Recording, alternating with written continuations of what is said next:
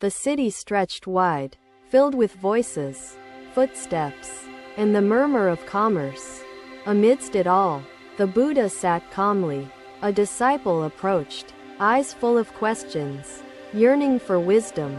Master, how does one find peace in a world of constant motion? The Buddha smiled, gazing at the river that carved its path through the stone streets. Look at the river, he said, it flows without resistance, neither clinging to its course nor fearing its destination. Can one live like the river? The disciple pondered, watching the water swirl.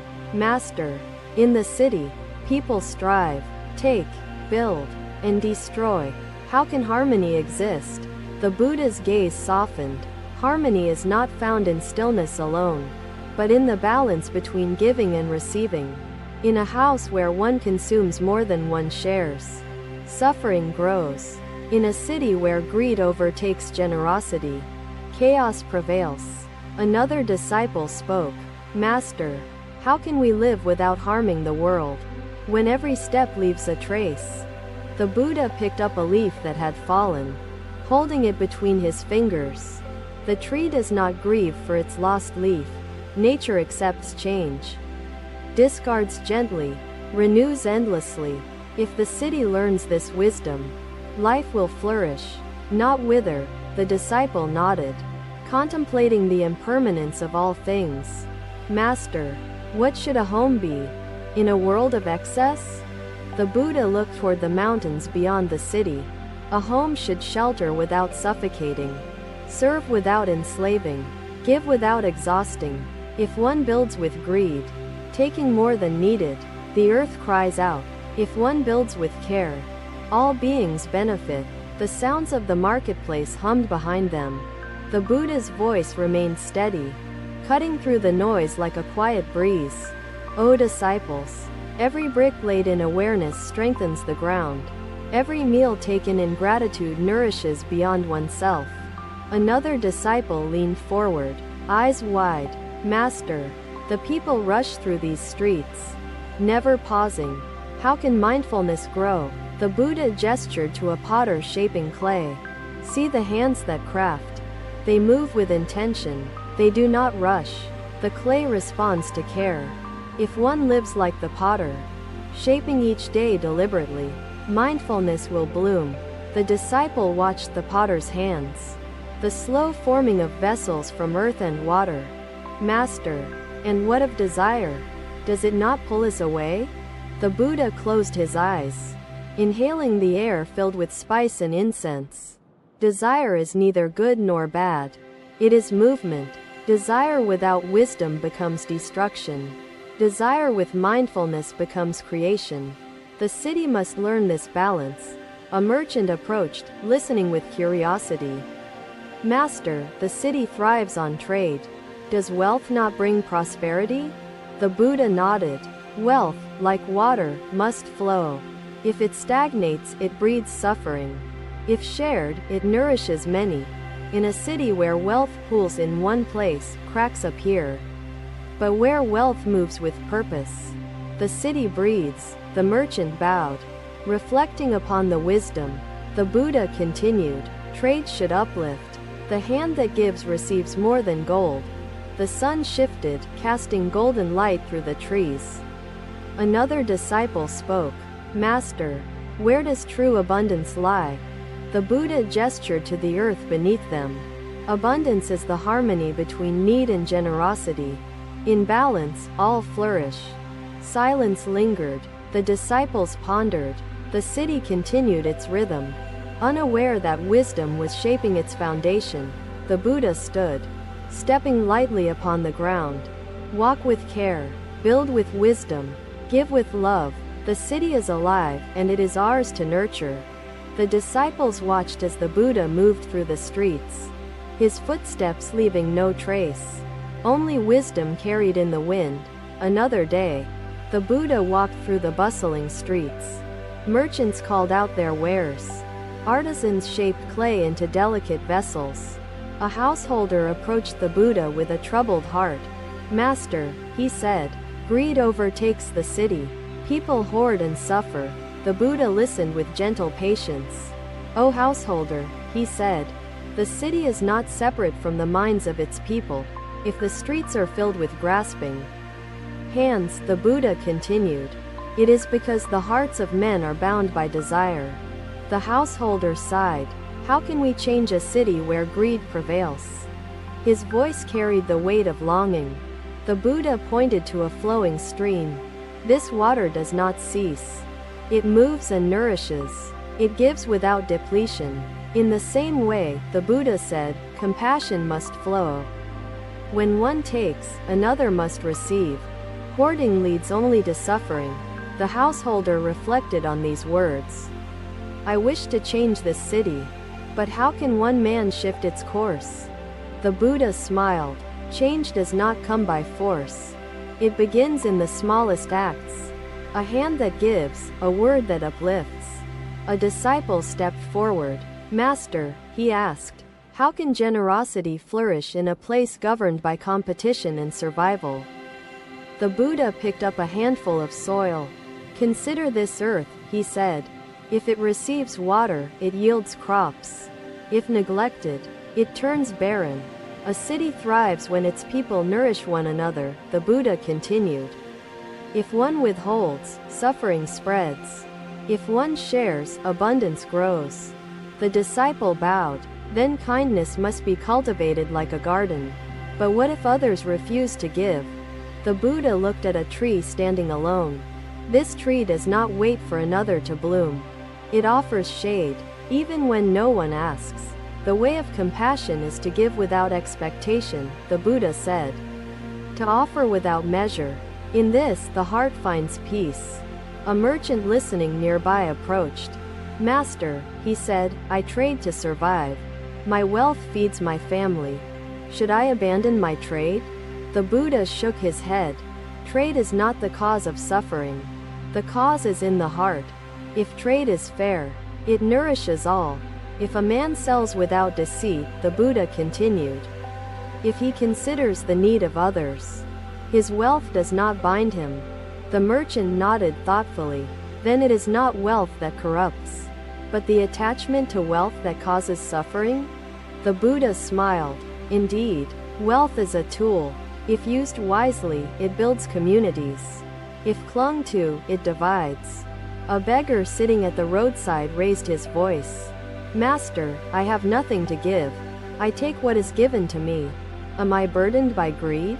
The Buddha approached him gently. "Giving is not only in gold or food. A kind word is a gift. A helping hand is a gift."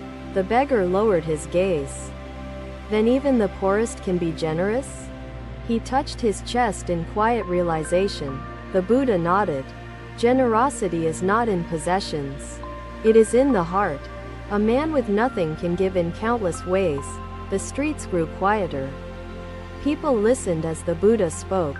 Merchants paused. Artisans lifted their eyes. Even the beggars sat in thought. The Buddha turned to his disciples. "If a city is filled with taking hands, suffering will grow.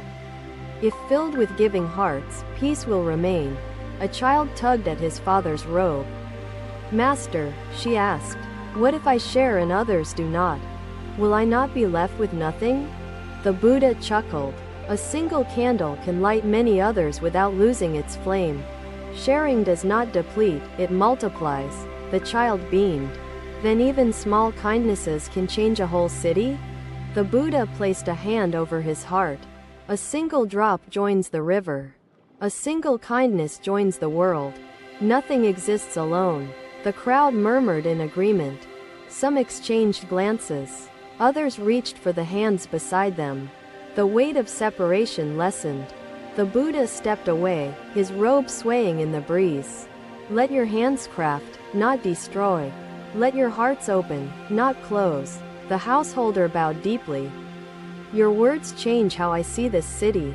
I will build with wisdom. I will give without fear." The Buddha nodded.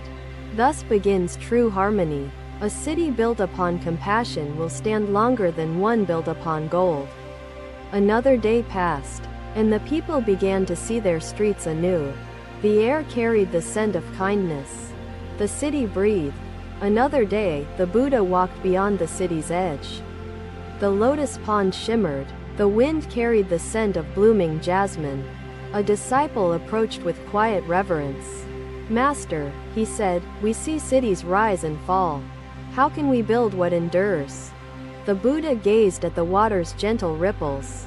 "A city, like a river, must flow in harmony with the earth. If a city consumes more than it restores," the Buddha continued, "suffering will come. If it gives back, it will stand for generations." The disciple pondered these words.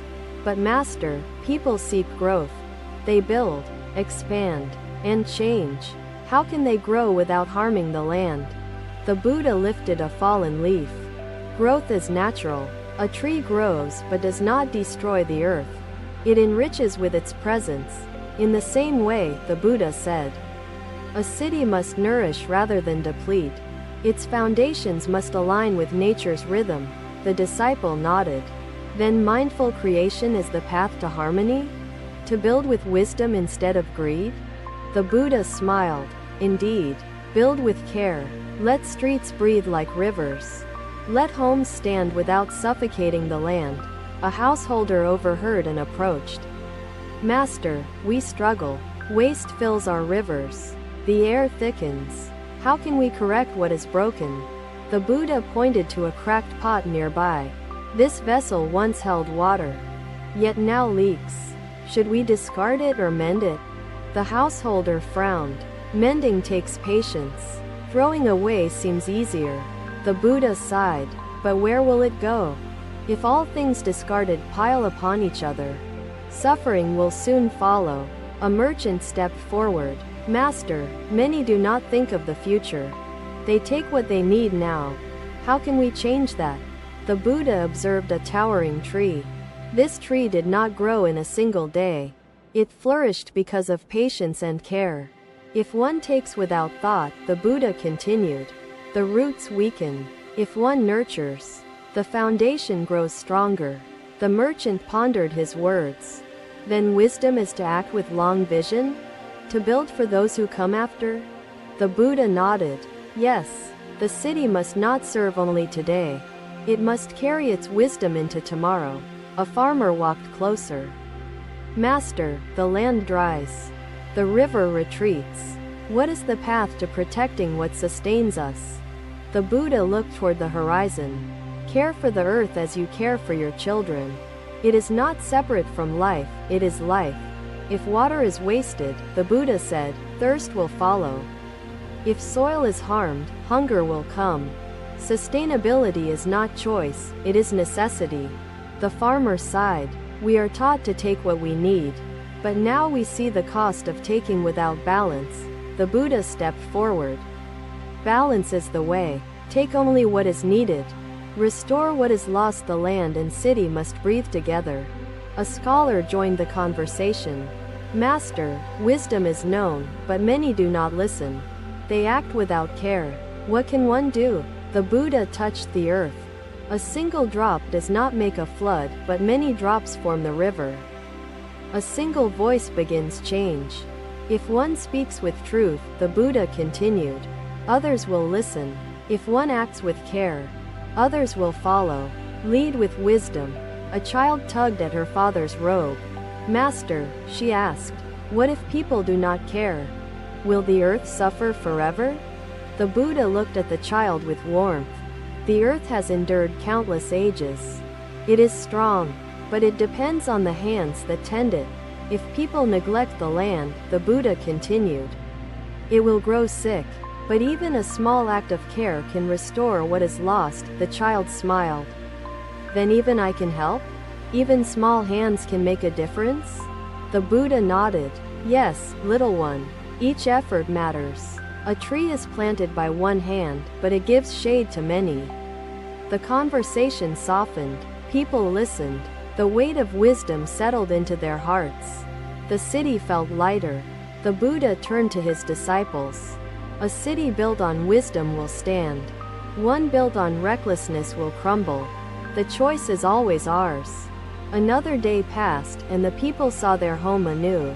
The wind carried the scent of hope. The city breathed in harmony. Thank you for watching. Buddha's teachings are always with you. Subscribe to our channel and we will see you in the next video.